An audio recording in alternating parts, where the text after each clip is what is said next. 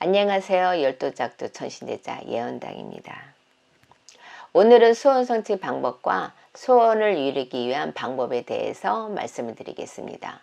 물론 오늘 말씀드리는 내용은 한국의 전통신앙을 믿으시는 일반 분들에게만 해당되는 내용이라고 생각하시면 될 것 같습니다. 소원 성취를 하기 위한 방법은 각 종교마다 개인의 상황에 맞는 소원 성취 방법이 무수하게 많이 있지만 저희 쪽에서 가장 빠르게 소원 성취하는 방법을 예를 들어서는 제수굿을 한다든가 조상탈을 잡는다거나 하는 방식이 있지만 많은 분들께서 비용적인 부분으로 인해서 하고 싶어도 못하는 분들이 있어서 안타까울 때가 많이 있습니다. 그래서 오늘은 조금은 더 들지도 모르지만 그래도 비용을 최소한으로 해서 소원을 이루는 방법에 대해서 말씀을 드려 보겠습니다. 그리고 소원 성취 방법과 더불어서 소원을 이루게 해주는 기도 방법에서도 말씀을 드리겠습니다. 첫 번째는 21일, 100일 정성을 들여서 소원 성취하는 방법입니다. 단순하게 말씀을 드리면 신당에 직접 오셔서 일정 기간 동안 인사드리고 기도하는 방법입니다. 하지만 이러한 부분은 저희 쪽에 계시는 선생님들의 허락이나 모시는 신, 어르신들이 허락이 있어야 가능한 일이기 때문에 선생님분들과 상의를 해보셔야 한다는 것도 잊으시면 안 됩니다.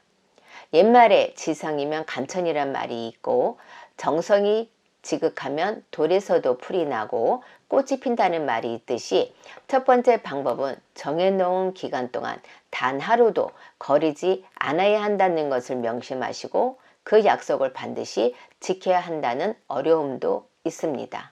단 신당의 법도에 따라 그 방식이 차이가 나거나 개인의 상황에 따라서 해당이 안 되시는 분들도 있다는 것을 이해하고 들으셨으면 합니다. 두 번째, 굿당, 도당 등의 상당에 정성을 들여서 소원을 성취하는 방법입니다. 지금 말씀드리는 부분은 혼자서는 하시면 안 되고요.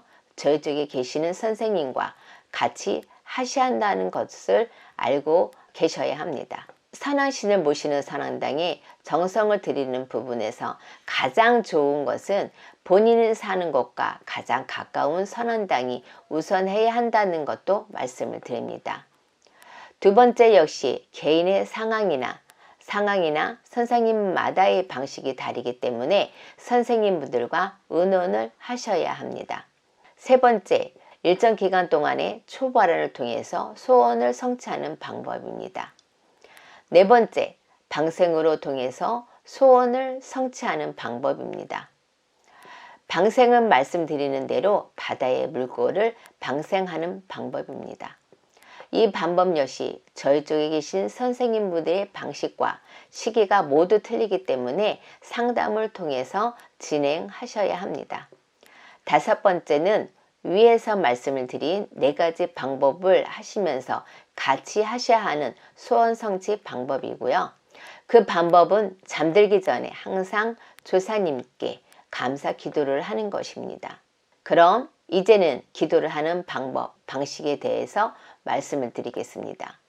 기도하는 방식은 선생님마다 모두 틀리기 때문에 지금 말씀드리는 기도 방식은 제가 기도하는 방식이고요. 첫 번째, 조건부 기도를 하지 않아야 소원 성취를 하실 수 있습니다. 조건부 기도라는 것은 예를 들어서 이것만 해결해 주시면 앞으로 열심히 살겠습니다. 이번만 잘 되면 뭘 어떻게 하겠습니다의 식으로 마치 무슨 계약하듯이 기도하는 방식입니다. 계약은 사람과 사람끼리 통하는 것입니다. 신은 조건에 따라서 소원 이루게 해주시지 않는다는 것을 기억하셨으면 합니다. 두 번째는 본인의 잘못을 뉘우치지 않은 상태에서 무언가를 원하고 바라는 형태의 기도는 하지 않아야 합니다. 예를 들어서 본인의 잘못에 대해서 뉘우침 없이 무조건으로 돈을 벌게 해주세요. 이번 계약이 되게 해주세요. 등과 같이 뭐뭐를 해주세요. 라고만 기도를 하는 것입니다.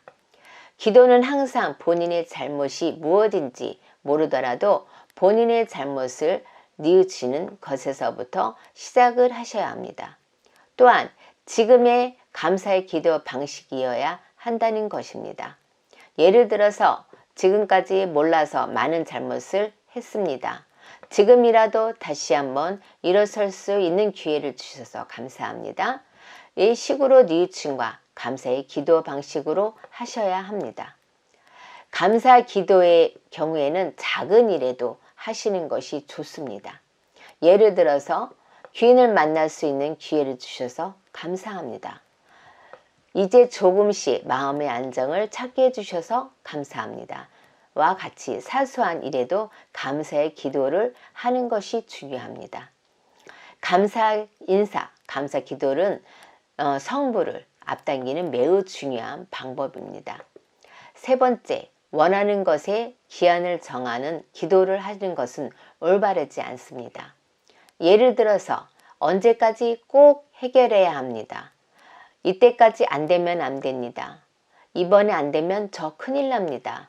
이 식으로의 기도를 정하시면 안 됩니다.